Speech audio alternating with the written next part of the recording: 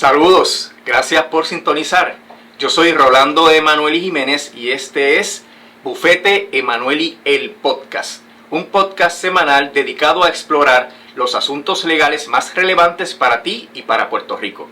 Discutimos noticias legales, profundizamos en un tema legal específico y respondemos tus preguntas para hacer el derecho accesible.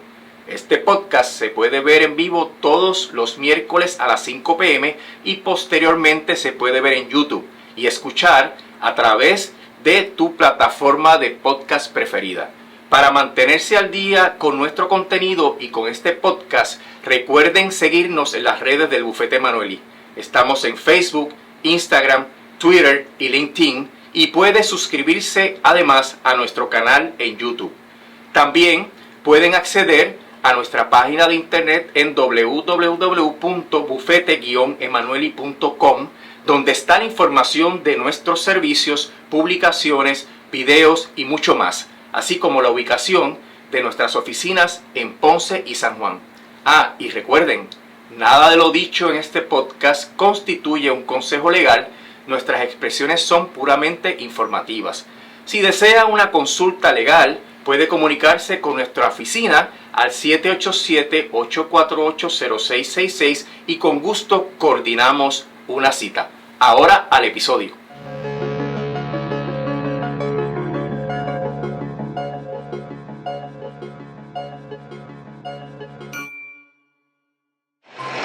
Saludos a todas las personas que nos sintonizan a este episodio de Bufete Emanueli el Podcast. Yo soy Sonia Negrón Coma.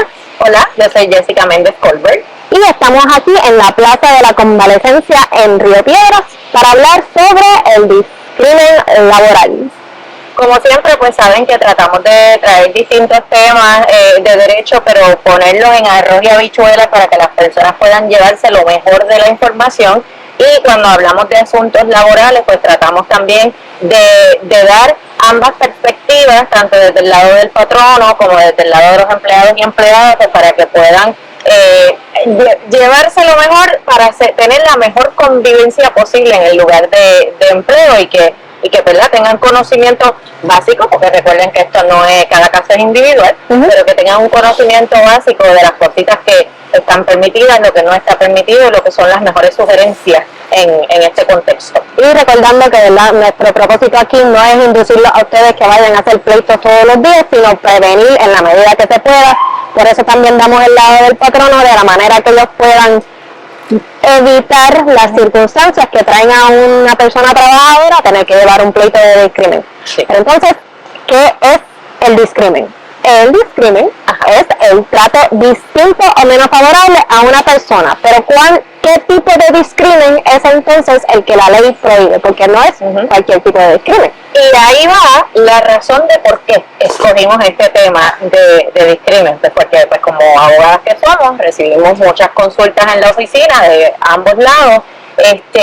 Y hay una percepción quizás, ¿verdad?, correcta de lo que es discrimen, porque cuando recibimos la consulta inicialmente, pues gran por ciento de las personas nos dicen: licenciado, me siento discriminado. Pero cuando uno indaga en qué fue lo que pasó, pues nos damos cuenta que no necesariamente es discrimen, porque pues el discrimen, hay una definición específica en la ley de lo que constituye discrimen, y muchas veces pues sí, ciertamente puede ser una conducta que hizo sentir a la persona de cierta forma, pero que no necesariamente cae dentro de la definición de lo que es discrimen en el empleo. Empezando por las razones del discrimen, ¿verdad? Muchas veces en estas consultas que recibimos, la persona nos dice que se siente discriminada por ser esa persona. Siento que la tienen en contra mía, siento que esta persona, este supervisor siempre es conmigo la cosa. Pero eso no cae dentro de la definición, como estaba diciendo Jessica, porque hay unas causales de discrimen específicas, o sea, unas razones de discrimen. Y esas son, las voy a leer para que no se me quede ninguna: la raza, la edad, el color, el sexo, la orientación sexual, la identidad de género, el origen social o nacional, la condición social, afiliación política, ideas políticas o religiosas, el impedimento, discapacidad mental, física o sensorial, y también puede ser por razón de ser una persona que está en la milicia o es veterana, por ser una persona que ha sido víctima de violencia doméstica, violencia de género, agresión sexual o hostigamiento sexual. Y también están las personas embarazadas y ya. Ahí cubrí todas las categorías, por lo menos las categorías que están ahora mismo contempladas en las legislaciones laborales. Si en un futuro hay otras. Y es importante que mencionar el dato de que el discrimen por orientación sexual o por identidad de género no siempre ha estado en la ley como una causal de discrimen. Eso es algo relativamente reciente. La ley que enmendó la ley de discrimen para que se incluyeran estas causales fue en el 2013. Todavía pues no se han visto tantísimos casos de este tipo de discrimen, pues porque obviamente pues tiene que surgir el caso, tiene que pasar por todo el proceso judicial y llegar al Tribunal Supremo. Sí hay casos, ¿verdad? Pero es algo relativamente nuevo. Y también lo de militar. Lo de militar también es algo que surge en el 2013-2014. Así que es importante, lo menciono para que veamos también cómo tiene que evolucionar el derecho laboral para atender las necesidades de nuestra sociedad en el contexto del trabajo, porque lamentablemente muchas personas eran víctimas de discrimen, claro, palpable, por su orientación sexual, por ejemplo, pero no estaban protegidos o protegidas por la ley hasta que entonces se enmienda. Y ahí también tenemos que hacer un asterisco en cuanto específicamente el discrimen de orientación sexual y por identidad de género, porque la ley que enmienda, la ley antidiscrimen, tiene una excepción.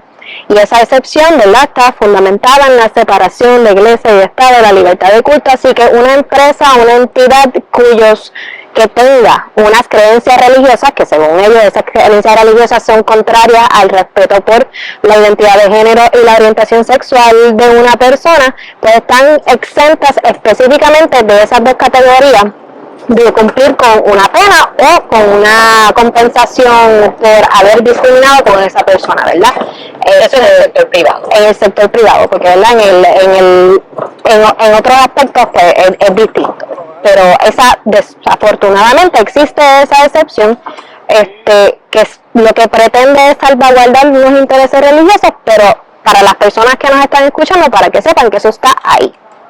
Sí. Entonces, así que pues como estábamos mencionando, pues sí pueden haber situaciones en las que realmente usted se sienta en su lugar de trabajo en un ambiente que puede ser hostil, y hay, ¿verdad?, leyes que pueden tocar ese tema, pero en términos generales que sea quizás no el mejor ambiente o no lo más favorable, o que usted sienta que mira, ese supervisor la tiene conmigo como mencionaba Zoe, pero no necesariamente eso va a caer dentro de una conducta discriminatoria para propósitos de la ley. Ahora, si ya tenemos una situación en el empleo donde sea un supervisor, sea otro empleado o empleada, quien sea, en el lugar de trabajo, que por ejemplo se pasa haciendo comentarios sobre su edad, y no necesariamente, no es que tú tienes tantos años, sino, es que los de la vieja guardia no pueden hacer esto, no, que es que ahora tienen que ser reemplazados por la tecnología, no, que es que ustedes no aprenden rápido, y que eso sea un patrón de conducta constante donde la persona pues se siente realmente humillada y hostigada en ese sentido, y que vemos que la razón específica es, en este ejemplo, por la edad de la persona, pues podríamos estar viendo ya una situación discriminatoria donde está bajo las definiciones de la ley, y que podrían haber consecuencias para eso, para los patronos, ¿verdad?, que no atienden la situación a tiempo y que no toman cartas en el asunto. Sí, entonces el discrimen se puede dar también de muchas maneras. Por ejemplo, el ejemplo que da Jessica de los comentarios, los chistes, el constante recordatorio de que uno pertenece a esa categoría de personas que están en la ley de discrimen, pero también puede repercutir en despidos, pueden haber suspensiones, pueden haber sanciones que no son merecidas por razón de que la persona cae dentro de esta categoría. Puede haber una negativa de dar un acomodo razonable que se requiere, porque por ejemplo una de las categorías son las personas con algún tipo de incapacidad física, sensorial, mental, que requieran algún acomodo, o las personas embarazadas que requieran un acomodo debido a eso. puede ser negarse a dar unas licencias, porque hay licencias tanto para las personas embarazadas, la licencia de maternidad, o como las personas que son víctimas de violencia de género, violencia doméstica. Esas personas también hay unas licencias particulares para que esas personas puedan afrontar la situación que están viviendo sin tener que afectarse su trabajo. Y negar esas licencias o restringirlas de alguna manera puede ser una forma de discriminación. Sí, en el contexto del despido, por ejemplo, también puede darse que se crea una situación tan intolerable, tan hostil, tan difícil en el lugar de trabajo que la persona se ve obligada a renunciar como consecuencia de esa conducta de esa conducta discriminatoria de la cual está siendo objeto. Y si ese es el caso, eso también podría considerarse como un despido, porque fíjense, no fue que te despedí, pero te hice la vida tan y tan y tan imposible que tú no te quedó otra alternativa que no fuera la de renunciar. En esos contextos por ejemplo, esto que menciono, que es lo que llamamos el despido constructivo, y todas estas actuaciones discriminatorias, hay un elemento importante que es, ¿verdad?, cómo probarlo. Y ahí es que muchas veces pues los casos pues pueden fallar, ¿verdad?, porque como personas que lo estamos sufriendo, pues sabemos que esto es lo que está pasando, ¿verdad? Sabemos que me están diciendo esto o que me están negando tal cosa porque sea por mi color, sea por mi condición social, o sea, lo sabemos. Pero probarlo en el tribunal pues puede ser otra historia. Y también, ¿verdad?, recientemente pues por la reforma laboral, la ley de discrimen sufrió una enmienda sustancial en términos de que pues, antes se presumía que había ocurrido esa conducta discriminatoria y ahora eso no lo tenemos. Por lo tanto, hay una carga mayor de ese empleado o empleada, de esa persona, de probar esa conducta discriminatoria, y puede ser bien difícil porque toda historia pues tiene dos versiones.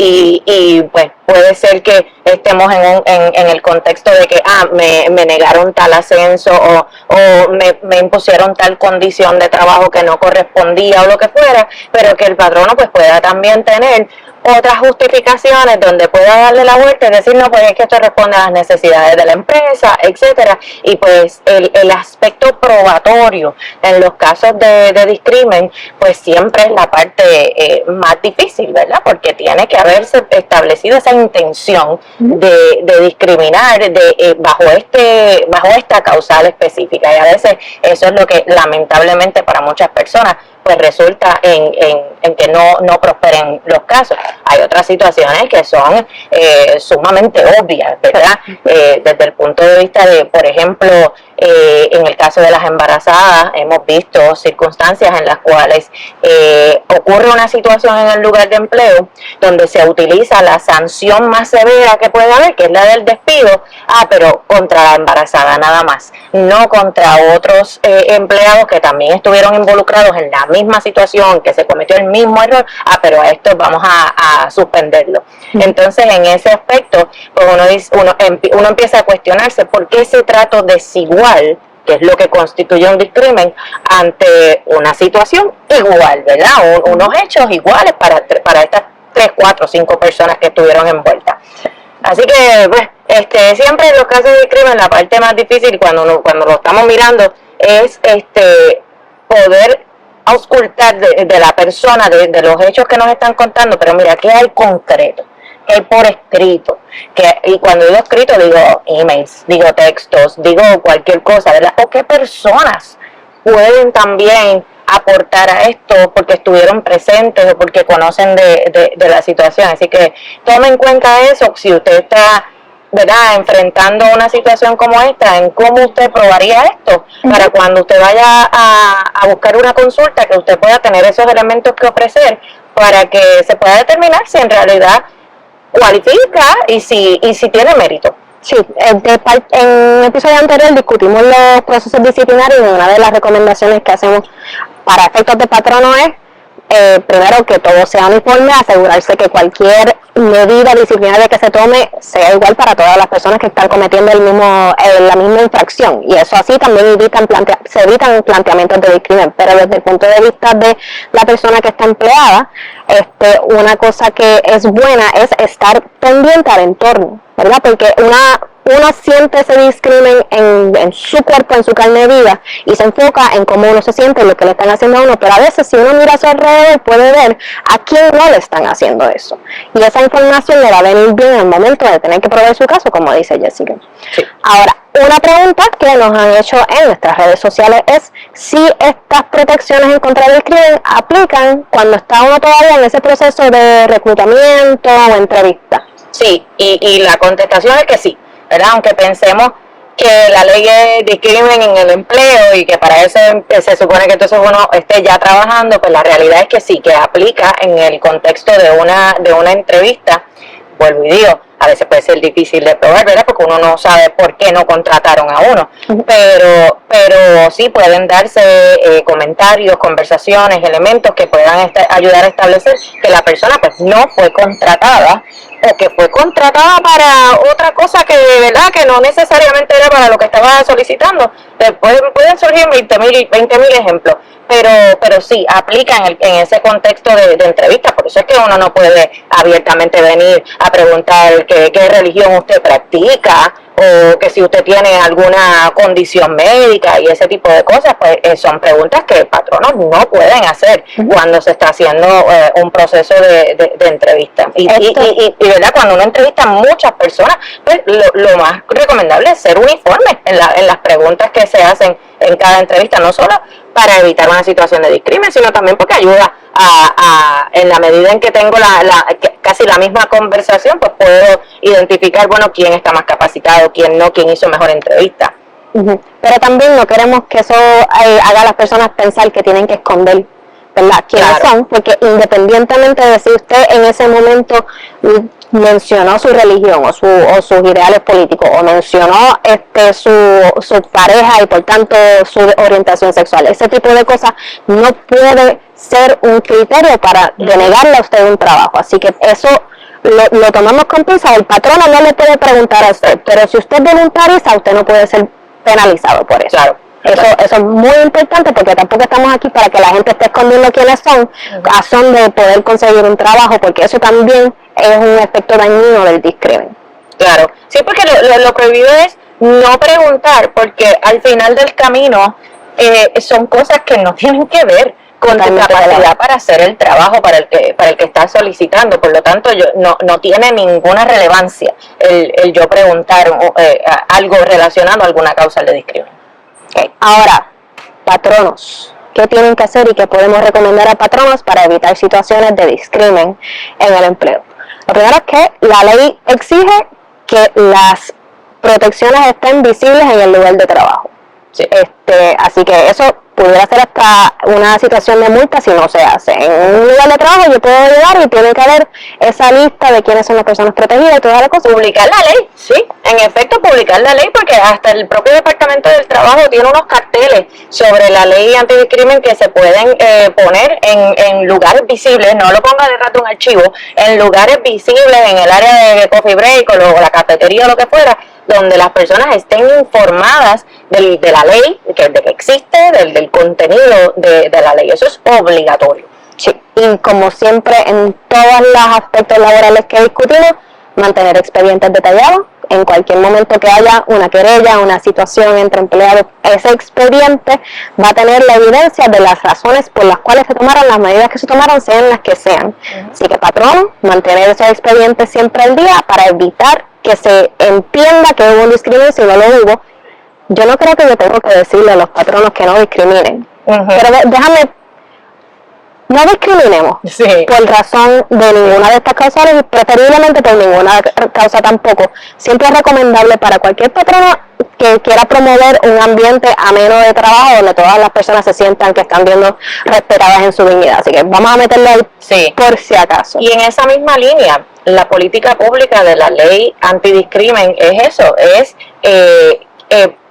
una medida de prevención, de que los patronos no incurran en este tipo de conducta, es para erradicar el discrimen en el lugar de empleo. Así que en ese sentido también es bien importante tener una política antidiscrimen no es meramente poner la ley por ahí y publicarla para que los empleados y empleadas la vean, sino tener esa política antidiscrimen en el lugar de empleo que pueda surgir en el manual de empleado, que pueda surgir como una política independiente que se le pueda entregar a todas las personas, de manera que como patrono fomentemos ese respeto a la dignidad humana y el que no ocurran conductas discriminatorias, porque en el contexto laboral pues siempre tenemos distintos niveles, tenemos la gerencia, tenemos los supervisores, tenemos el personal administrativo, tenemos el personal de línea o de operación, así que hay distintos niveles, pues tú tienes que asegurarte que tus empleados a nivel de operación, a nivel de línea,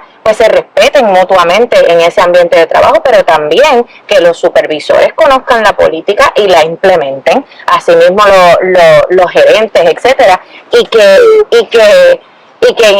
todo el mundo esté enterado y que para que, por ejemplo, el supervisor que tiene ese contacto directo con los empleados que están en el floor, como dicen en buen español, pueda estar vigilante de situaciones que ocurran, no incurrir en discrimen él, pero también en que pueda estar vigilante en lo que ocurre en ese día a día de las operaciones para llamar la atención, para documentarlo, porque el patrono tiene que ser proactivo en estas situaciones de discrimen para evitar que ocurra. Dios mío, no puedo con la paloma. En la plaza, así que tenemos de invitados especiales las palomas. Ok, las palomas me distrajeron, pero lo que iba a plantear próximo era que dentro de ese ánimo de prevenir y de mantener a los empleados y empleadas listos para atender cualquier situación de discrimen, los adiestramientos. Hay personas que se dedican específicamente a adiestrar y orientar sobre los distintos tipos de discrimen y cómo se pueden evitar. Por ejemplo, hay personas que tienen talleres o conferencias sobre cómo evitar el discrimen por raza. En particular en Estados Unidos eso se ve muchísimo porque hay muchas conductas que a veces las personas hinchitas como yo no sabemos que son conductas discriminatorias o somos totalmente ignorantes al respecto de lo que estamos haciendo, y ese tipo de orientación y adiestramiento nos ayuda a reconocer las conductas racistas que estamos teniendo y evitar utilizarlas en nuestro espacio de trabajo y preferiblemente en toda nuestra vida. Pero enfocándonos en el trabajo, pues ese tipo de adiestramiento existe y hay personas que son expertas en hacer ese tipo de trabajo. Sí. Otra cosa son los protocolos, tener protocolos al día, porque el protocolo es una forma de tú de antemano tener ya una guía de cómo tú vas a manejar cierto tipo de situaciones. Y por ejemplo, en un asunto de discrimen, donde un empleado o empleada pues hace una querella interna, ¿verdad?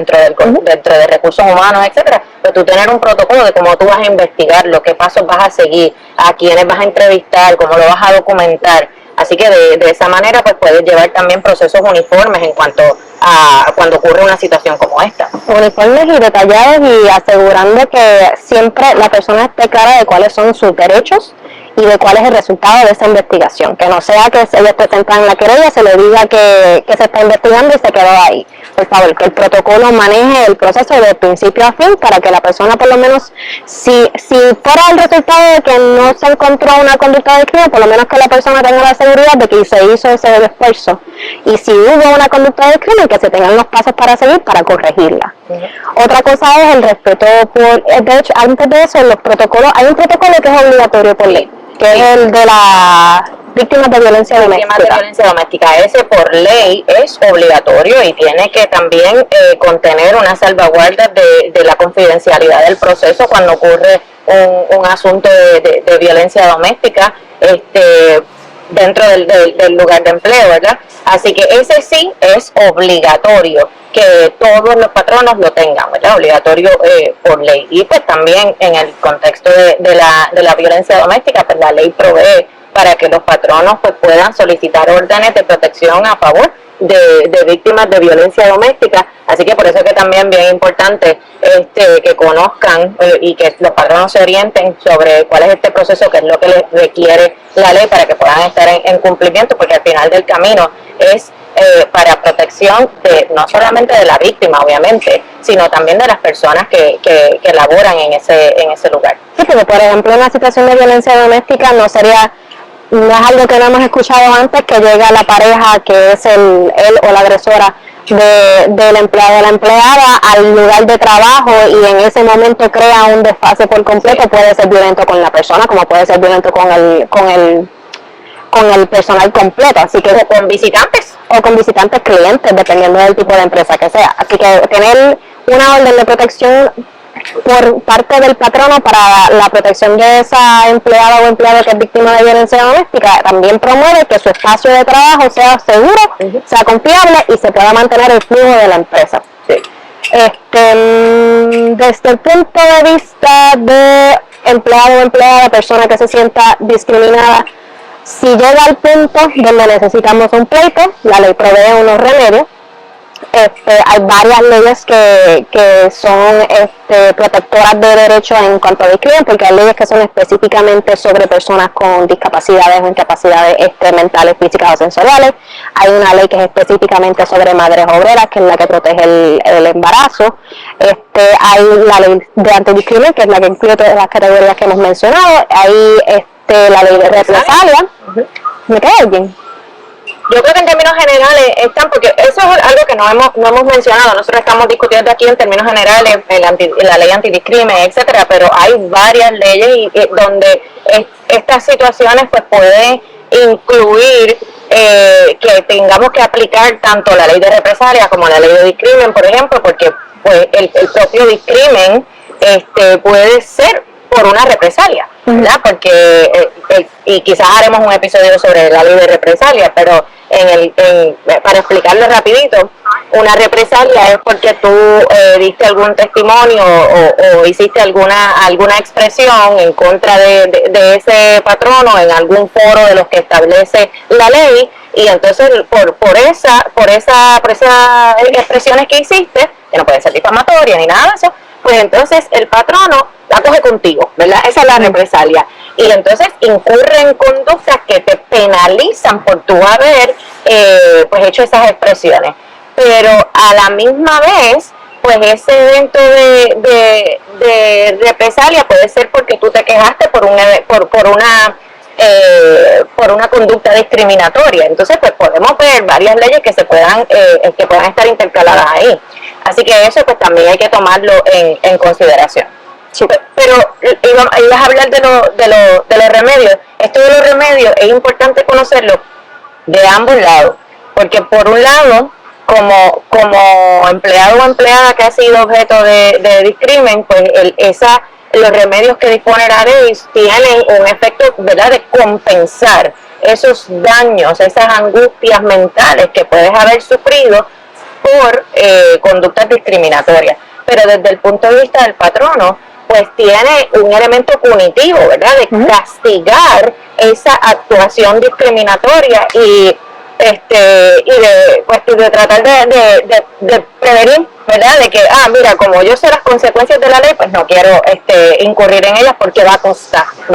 Y también pueden ser objeto de sanciones penales, que es algo un poco distinto de otra legislación laboral. Sí, tomen en cuenta que la ley establece penas de delito menos grave y multas de hasta $5,000, dependiendo de la situación que se haya dado, por incurrir en conducta discriminatoria. La penalidad económica, la compensación en los casos de discriminación, pues siempre no hay una fórmula específica porque hay que probar los daños y entonces establecer cuánto valen esos daños, pero sí el tribunal va a imponer el doble. Así que si usted dice, bueno, mis daños, por poner números fáciles, son 10,000, pues el patrono va a terminar pagando 20,000 más los honorarios de abogado de la persona que está reclamando.